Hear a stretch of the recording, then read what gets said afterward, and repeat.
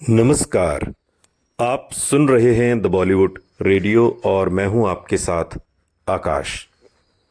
दोस्तों, आज के इस पॉडकास्ट में किस्सा धर्मेंद्र और मीना कुमारी का। बॉलीवुड फिल्मी पर्दे पर प्यार के रियल लाइफ किस्सों ने जितना दर्शकों के दिलों को छुआ, उतना ही मज़ेदार उनमें नजर आने वाली फिल्मी सितारों के असली प्यार का किस्सा भी है। और हम बात कर रहे हैं धर्मेंद्र और मीना कुमारी की। धर्मेंद्र और मीना कुमारी की जोड़ी और इन एक्टर्स पर फिदा होने वाले सितारों की। धर्मेंद्र की लव स्टोरी की चर्चा होते ही लोग हेमा मालिनी को याद करते हैं, लेकिन उनसे किसी ने एक तरफा बेइंतहा मोहब्बत की थी तो वो थी मीना कुमारी। हेमा मालिनी भी जहां एक तरफ धर्मेंद्र के प्यार में गिरफ्तार थीं, वहीं उन पर बॉलीवुड के दो शानदार एक्टर्स जान छिड़कते थे।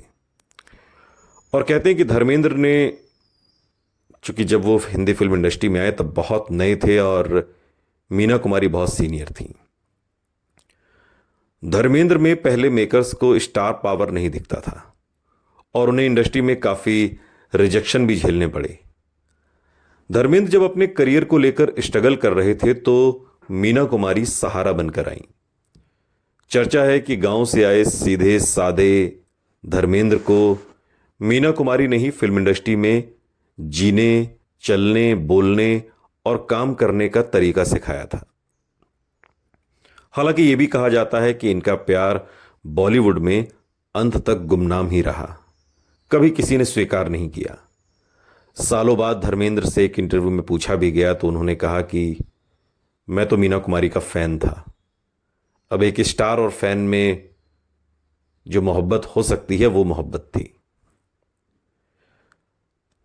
तब धर्मेंद्र को फिल्में नहीं मिल रही थी, लेकिन कहते हैं कि उन्होंने फिल्म फेयर का टैलेंट कंपटीशन भले जीत लिया था, लेकिन वो अपने लिए लीड हीरो की जगह बना नहीं पा रहे थे। उन्हें साइड एक्टर के रोल ही ऑफर हो रहे थे। साल 1965 में मीना कुमारी की फिल्म काजल आई थी, जिसमें राजकुमार मीना कुमारी के हीरो थे और धर्मेंद्र एक्ट्रेस के भाई के रोल में थे। धर्मेंद्र पर मीना कुमारी का ध्यान फिल्म फूल और पत्थर की शूटिंग के दौरान गया।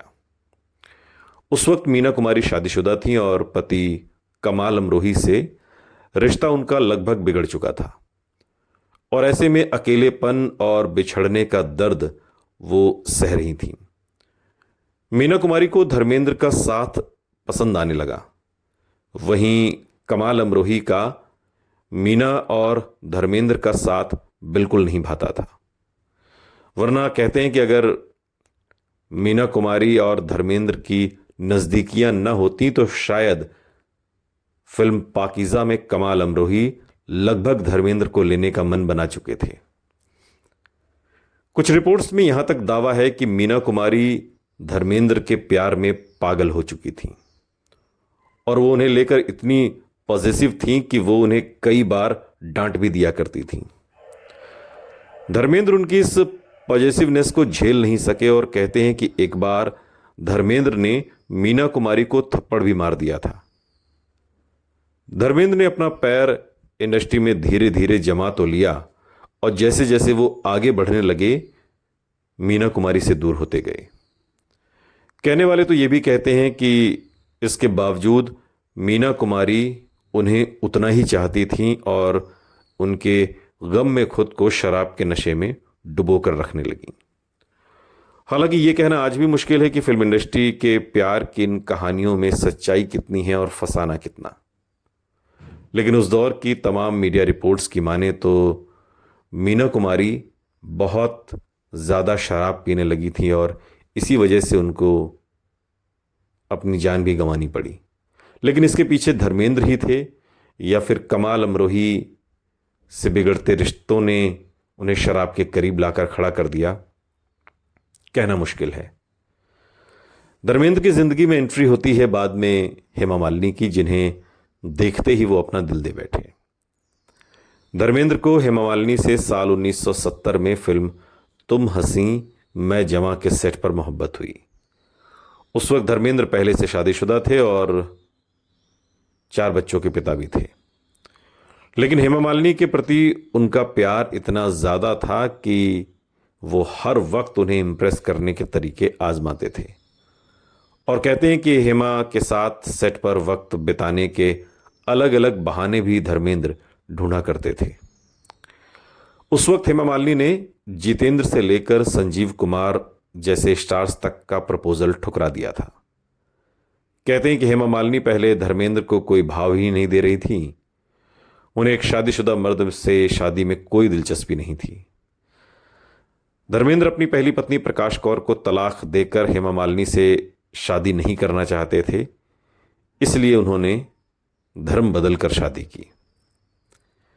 बताया जाता है कि उसी दौरान संजीव कुमार हेमा से शादी करना चाहते थे और इसके लिए उन्होंने जितेंद्र की मदद ली। हेमा ने संजीव कुमार चूंकि उनसे रिश्ता जोड़ने से इनकार कर दिया था और फिर एक्टर ने कभी शादी नहीं की और बाद में 47 साल की उम्र में उनका निधन भी हो गया। हालांकि हेमा मालिनी को जितेंद्र पसंद थे और वो उनसे शादी करना चाहती थी। उसी दौरान जितेंद्र अपने बचपन की दोस्त शोभा को डेट कर रहे थे और उन्हें जब इस बारे में पता चला तो शोभा ने जितेंद्र से हेमा मालिनी को समझाने को कहा और इसके बाद फिर शोभा और जितेंद्र ने शादी कर ली। हेमा मालिनी धर्मेंद्र को अपने जीवन साथी बनाने के लिए तैयार हो गईं। कहते हैं कि हेमा के पिता वीएस रामानुजम चक्रवर्ती धर्मेंद्र से उनकी शादी के सख्त खिलाफ थे। धर्मेंद्र और हेमा मालिनी की शादी हेमा मालिनी के पिता के देहांत के बाद हुई, क्योंकि वो इस शादी के बिल्कुल खिलाफ थे और वो नहीं चाहते थे कि उनकी बेटी की शादी किसी शादीशुदा मर्द से हो। ये बहुत उलझी हुई कहानी लगती है।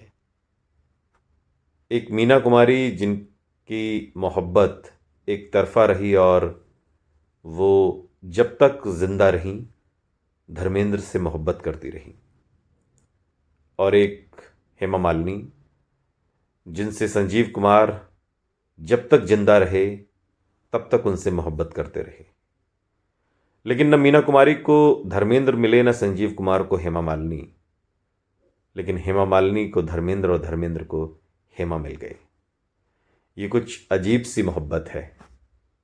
सुनते रहिए द बॉलीवुड रेडियो, सुनता है सारा इंडिया।